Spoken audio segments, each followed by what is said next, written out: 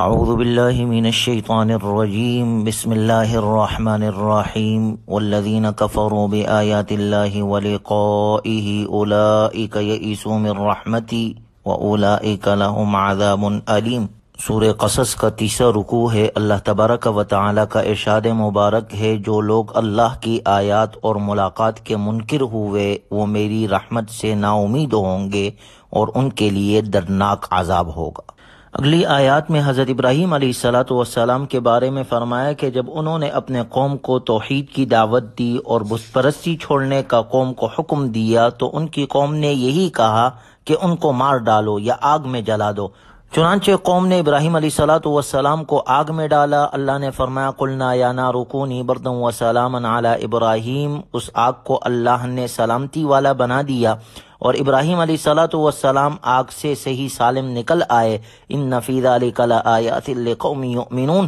بلا شبہ اس میں ایمان والوں کے لیے نشانیاں ہیں۔ جب ابراہیم علیہ السلام نے اپنے وطن سے جو عراق اور فارس کے درمیان تھا ہجرت فرمائی تو حضرت لوط علیہ السلام اور اسی طرح حضرت ابراہیم علیہ السلام کی زوجہ حضرت سارہ بھی ان کے ساتھ تھی، جنہوں نے ہجرت کر کے فلسطین میں آ کر مقیم ہو گئے۔ ابراہیم علیہ السلام نے بڑی عمر میں اللہ سے دعا کی، رب ہب لی من الصالحین، اے میرے رب مجھے صالحین میں سے ایک لڑکا عطا فرما۔ اللہ تعالیٰ نے ان کی دعا کو قبول کیا اور انہیں بیٹے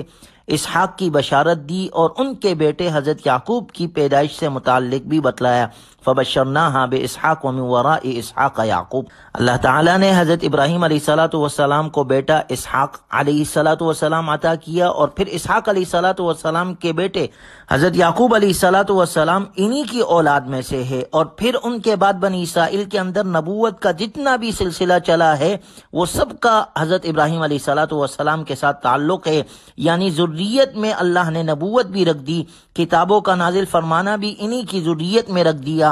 اللہ تعالیٰ کی کتابیں نبیوں پر نازل ہوا کرتی تھی۔ حضرت ابراہیم علیہ السلام کے بعد جتنے بھی انبیاء اکرام علیہ السلام تشریف لائے سب انہی کے نسل میں سے تھے، یہاں تک کہ امام الانبیاء خاتم النبیین جناب محمد الرسول اللہ صلی اللہ علیہ وسلم بھی حضرت اسماعیل علیہ السلام جو ابراہیم علیہ السلام کے بیٹے ہیں انہی کے نسل میں سے۔ اللہ تعالیٰ کا ارشاد ہے وَآتَيْنَاهُ أَجْرَهُ فِي الدُّنْيَا، اور ہم نے ابراہیم علیہ السلام کو ان کا صلہ دنیا میں دے دیا، یعنی ذریت میں انبیاء اکرام علیہ السلام کا آنا متعین فرما دیا اور انہیں دارالکفر سے نجات دلا کر فلسطین میں پہنچا دیا، اور انہی کے ذریعے سے کعبۃ اللہ کو بنوا دیا، اور انہی کے ذریعے سے قربانی کا سلسلہ جاری فرما دیا۔ دنیا میں جو کچھ ملا وہ اللہ کا فضل ہے، اس کی وجہ سے آخرت کا اجر و ثواب اور قرب الہی کا حصول اس کے علاوہ ہے، جس کے بارے میں اللہ نے فرمایا وَإِنَّهُ فِي الْآخِرَةِ لَمِنَ الصَّالِحِينَ، اور بلا شبہ وہ آخرت میں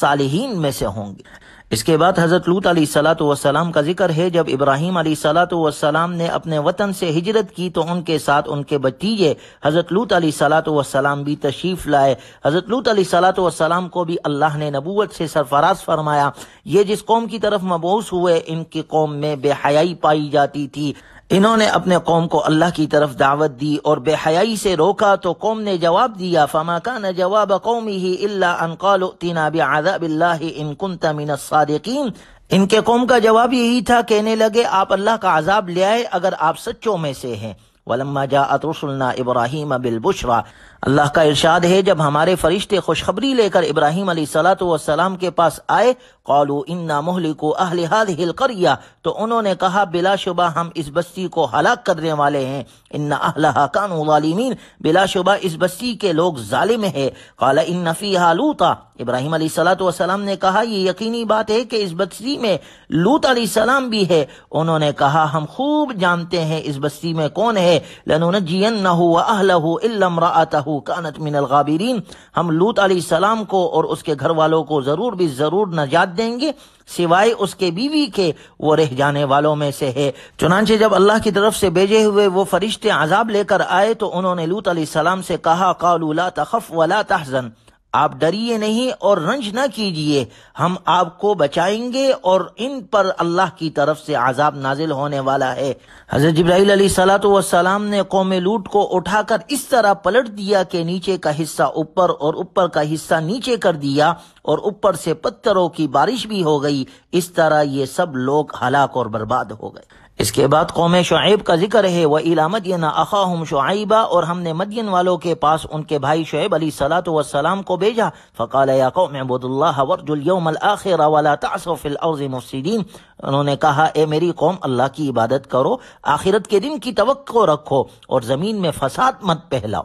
مدین والوں نے بھی اپنے پیغمبر شعیب علیہ الصلوۃ والسلام کی بات کو نہیں مانا، اور اس قوم میں یہ خرابی تھی کہ یہ لوگوں کے حقوق نہیں ادا کرتی تھی، ناپ تول میں کمی کرتی تھی۔ فَكَذَّبُوهُ فَأَخَذَتْهُمُ الرَّجْفَةُ، جب انہوں نے اپنے پیغمبر کو جھٹلایا تو اللہ نے ان پر زلزلے کا عذاب نازل کیا۔ فَأَصْبَحُوا فِي دِيَارِهِمْ جَاثِمِينَ، وہ صبح کے وقت اپنے گھروں میں اوندھے منہ گرے ہوئے رہ گئے۔ اس کے بعد قوم عاد اور سمود کا ذکر ہے۔ اللہ کا ارشاد ہے، وَقَدْ تَبَيَّنَ لَكُم مِّن مَّسَاكِنِهِمْ، اور حال یہ ہے کہ تمہیں ان کے رہنے کی جگہوں سے اس کا حال معلوم ہو چکا ہے۔ وَزَيَّنَ لَهُمُ الشَّيْطَانُ أَعْمَالَهُمْ، اور شیطان نے ان کے اعمال بد، کفر اور معاصی کو ان کے سامنے مزین کر کے پیش کیا، یعنی انہیں سمجھایا کہ تم بڑی اچھی زندگی گزار رہے ہو۔ جس طرح آج بھی بہت سارے نافرمان لوگ جو دنیاوی زندگی میں عیش و راحت کے ساتھ زندگی گزار رہے ہوتے ہیں، وہ یہ سمجھتے ہیں کہ تو ہم سے تو اللہ بڑا خوش ہے، دیکھو ہم تو دنیا کے اندر بڑی اچھی زندگی گزار رہے ہیں، اور شیطان ان کو دھوکے میں ڈال رکھتا ہے اور وہ اسی نافرمانی میں زندگی گزار رہے ہوتے ہیں اور اللہ کے احکامات کو توڑ رہے ہوتے ہیں۔ اسی طرح شیطان نے قوم عاد اور قوم سمود کو ان کے اعمال مزین کر کے دکھلائے، اور فصدہم عن سبیلی، سو انہیں راہ حق سے ہٹا دیا۔ کانوا مستبصرین، حالانکہ وہ لوگ صاحب بصیرت تھے، سمجھدار تھے، لیکن شیطان کے کہنے میں آ گئے، عقل سے کام نہ لیا، دنیاوی لذتوں کو سامنے رکھا، اور اللہ تعالیٰ نے جو سمجھ دی تھی اسے استعمال نہ کیا، اور شیطان کی تزیین اور تحسین کی وجہ سے مدہوش ہو گئے، چنانچہ یہ بھی اللہ کے عذاب کے مستحق بنے۔ اس کے بعد اللہ کا ارشاد ہے، وقارون وفرعون وحامان، ان کا ذکر ماقبل سورہ قصص میں تفصیل کے ساتھ ذکر ہو چکا ہے کہ جاءہم موسیٰ بالبینات، موسیٰ علیہ الصلوۃ والسلام ان کے پاس کھلی نشانیاں لے کر آئے، لیکن انہوں نے فاستکبروا فی الارض، زمین نے تکبر کیا، وما کانوا سابقین، اور وہ آگے بڑھنے والے نہ تھے، یہ بھی اللہ کے عذاب کے مستحق بنے۔ ان سب نافرمان قوموں کا ذکر کرنے کے بعد اللہ تعالیٰ نے اخیر میں اجمالی طور پر پھر ذکر فرمایا، فَكُلًّا أَخَذْنَا بِذَنبِهِ، سو ہم نے ان میں سے ہر ایک کو ان کے گناہوں کی وجہ سے پکڑا۔ فَمِنْهُمْ مَنْ أَرْسَلْنَا عَلَيْهِ حَاصِبًا، سو بعض پر ہم نے تیز ہوا بھیج دی جو آندھی کی صورت میں آئی اور اس نے انہیں ہلاک کر دیا، یہ قوم عاد کے ساتھ ہوا۔ وَمِنْهُمْ مَنْ أَخَذَتْهُ الصَّيْحَةُ، اور بعض کو چیخ نے پکڑا، اس سے قوم سمود مراد ہے۔ وَمِنْهُمْ مَنْ خَسَفْنَا بِهِ الْأَرْضَ، اور ہم نے بعض کو زمین میں دھنسا دیا، اس سے قارون کی ہلاکت کی طرف اشارہ ہے کہ اللہ تعالیٰ نے اس کے خزانوں سمیت اسے زمین میں دھنسا دیا۔ وَمِنْهُمْ مَنْ أَغْرَقْنَا، اور بعض کو ہم نے غرق کر دیا، اس سے مراد فرعون اور اس کی قوم کی ہلاکت ہے۔ وَمَا كَانَ اللَّهُ لِيَظْلِمَهُمْ، اور اللہ ایسا نہیں کہ ان پر ظلم فرماتا ہے، یعنی اللہ تعالیٰ کسی کو بغیر گناہ کے عذاب نہیں دیتا، وَلَكِنْ كَانُوا أَنفُسَهُمْ يَظْلِمُونَ، لیکن لوگ ہیں جو اپنے جانوں پر ظلم کرتے ہیں، یعنی وہ حق قبول نہیں کرتے، کفر پر جمے رہتے ہیں، گناہوں پر لگے رہتے ہیں، اللہ کی نافرمانی میں زندگی گزارتے ہیں، تو اللہ کے عذاب کے مستحق بنتے ہیں۔ اخیر میں اللہ تبارک و تعالی نے مثال کے ذریعے سے وضاحت کی، مثل الذین اتخذوا من دون اللہ اولیاء کمثل العنکبوت، جن لوگوں نے اللہ کو چھوڑ کر دوسرے رکھوالے بنا لیے ہیں،